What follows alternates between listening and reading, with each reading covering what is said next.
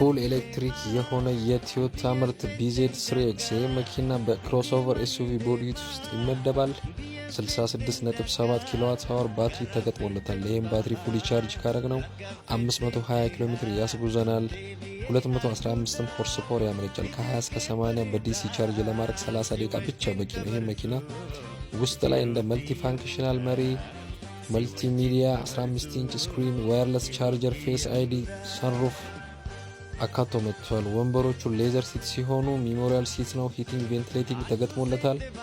ፍሮንት ዊል ድራይቭ የሆነ መኪና ነው። እነዚህ መኪኖች በተለያየ ከለር አማራጭ አስገብተናል። እነዚህ መኪኖች መግዛት የምትፈልጉ አድራሻ ጋዜቦ አደባባይ፣ ስልክ 0988 73 53 53 ይደውሉልን። ላይክ ፎሎ ሼር እንዳይረሳ።